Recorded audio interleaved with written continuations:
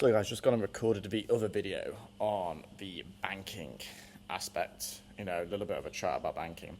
This one, I had a question about 2 weeks ago. It's been on my to-do list to make a video for it, and that is generally based upon the aspect of CFC rules, can you own an offshore company while you're in a high-tax jurisdiction, and basically how to get around these. Again, it's not tax advice, but you can make, basically there's two different things, okay?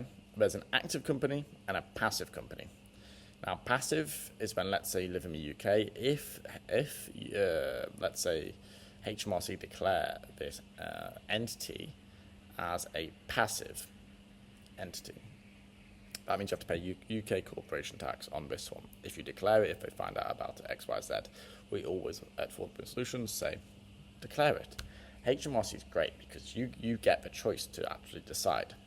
Now, on the grounds of what makes it active is now what gets a little bit pricey depending on your enterprise size, X, Y, Z, all of this. So active is then where essentially it's deemed that economic choices are made in a local area. You've gone and passed those CFC rules, essentially, if you want to put it like that. So this can be done local office, local landline, local director. A few other things you can do as well. Okay, local suppliers, local accountants, X, Y, Z. So the one thing to note with that particular setup, to make it an active, let's say you're in the Cayman Islands, you make it active, it's a little bit costly. Costs, between £15,000 and £25,000 to do that. 7.5k local director, 6.5k local director. Office space, 5k easy, 4k. Landline, company setup, professional fees to me, obviously. All of this put together creates a cost from just like a 3k company, 2.5k company, 3.5k company, all the way to now spending 15 or 20,000 Great British pounds on making it an active entity. Then obviously this entity could maybe have a license, IP agreement, or whatever it is, going down to its subsidiary. Now, the other angle is to have this company owned by a trust. So the trust is very interesting. They can, it's very complex in law and legal systems, X, Y, Z, okay? Super complex. So the jurisdiction-specific rules, again, CFC rules vary from Germany, England, America, all of this, Canada, Thailand, where I am right now. Obviously, we don't have CFC rules, so no problem for me.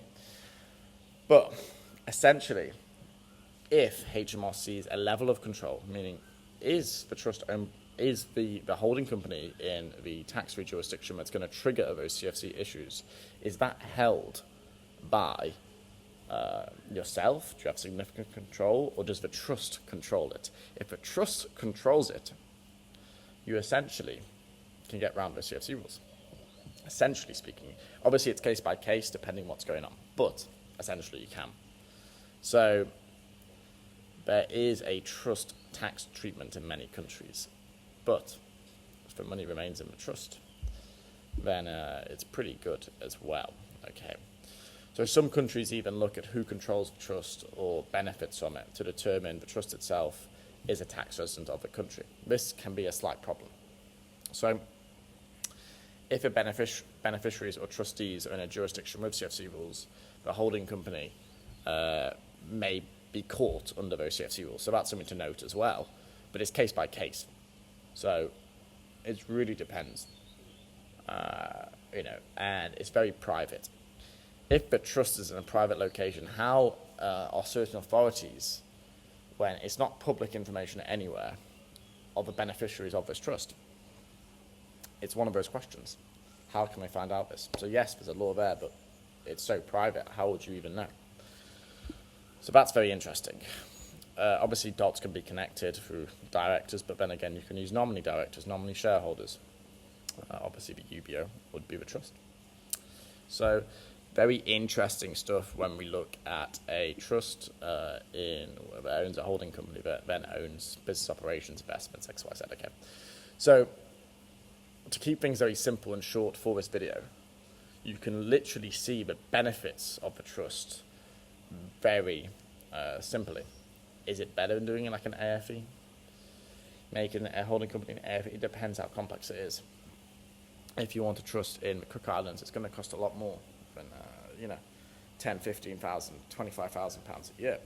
But for example, in Nevis, you get a similar level of asset protection for a fraction of the cost. Yes, it's not as bulletproof as the Cook Islands, but it's bloody good, So it depends, regarding the CFC rules, on what information they can see, and essentially if you get caught out regarding that matter there.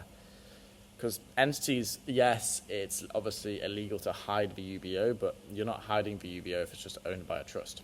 So no one can own a trust. So trustees, beneficiaries. So it's an interesting way of structuring, and that's why I've generally always had a trust at the top, as you've seen in most of these kind of videos. Always had a trust at the top, because it just simplifies a lot of the aspects going through regulatory standpoints when dealing with this offshore world. So, top 5 recommended trusts: Cook Islands, Nevis. These are foreign court judgments only, meaning if someone wants to claim certain assets from you or something like that, then essentially they're going to have to go through the local courts everywhere. Other ones, Malta. Malta is a super nice trust, super friendly. So I call it a hybrid because it's onshore, offshore. It's good, tax-free, whatever, as long as the income is not derived from Malta. You've also got the Isle of Man, Jersey trusts, very common nowadays. Requested a quote for a UK trust today. I'm not sure what's going on there, but some people do like a UK trust as well, just for those asset protection benefits when taxation isn't their main objective. So there's a lot of different types of trusts. Trusts are very complicated. There's different ways. It has to be structured in the correct manner so you can get around those CFC rules, which is obviously what you're probably watching this video for, if you want the truth. Is obviously years ago we didn't really have those rules, and it was very easy to get around the system. Now it's very, very extremely hard, and I think that's for good reason. There's additional more complexities nowadays, especially with the age of the internet, and there's more and more fraud going on from the internet stuff. So I think it is good there is a large sense of regulation, but obviously there needs to be a level where regulation is balanced between economic growth. Because if you look at Europe, like right now, there's such a strict environment in terms of regulatory business and stuff like that. There's a lot of regulation on doing business there. And guess what? That GDP is poor. Look at the US, booming right now, less regulation. Since we've seen Donald Trump come in. Asia, a lot less regulation, business is booming, booming a lot. So there's a balance between this for governments, but I love economics, but that's not my place to say. We just have to play the cards that we're given, and potentially using a trust can utilize, yourself to get a good hand, if that makes sense. It's not like having 2 aces, but it's like having 2 kings. So I'd highly recommend the Cook Islands, Nevis Trust. Nevis Trust, very affordable, very, very affordable trusts. Cook Islands, number 1 for sure. So, that's a bit of an introduction and a bit of a chat on those trusts there. If you did obviously want to book a call with me, can do. Put the meeting link below, or instead just want to drop an email, ask a quick question. I or one of the team will get back to you. And obviously you can see our website below. I don't need to advertise our links every single second of these videos. Still doing no marketing, still doing okay. Just a few videos here and there. And obviously it's currently 9:23 over here, Bangkok time, 9:23. So I'm going to go. I've got a few things to nail off with some banking partners before London wakes up. Going to go through some recent client cases. And so all the best, guys. See you in my next video. And again, let me know any more ideas, any other topics. I'm going to try and do 2 to 4 videos a week. And from there, moving forward, we see what comes up. Probably going to go more into like some fintech stuff. It's more fun for me. We can make a more in-depth video about setting up a hedge fund. We can do a few different angles of this. Maybe you want your hedge fund in Cyprus instead of Cayman Islands. I don't know. Let me know what content you want me to make on this. And I'm not one of these gurus who's going to do one of these thumbnails and post 15 social media posts. The only thing I post on social media is me having a gin and tonic in Bali or the top of a rooftop in Bangkok. It's just there for my personal image. So I'm not one of these gurus who does all this marketing and stuff like this. Whatever, these guys are doing with their life, I don't know. So, other than that, guys, adios. And I see you in the next video.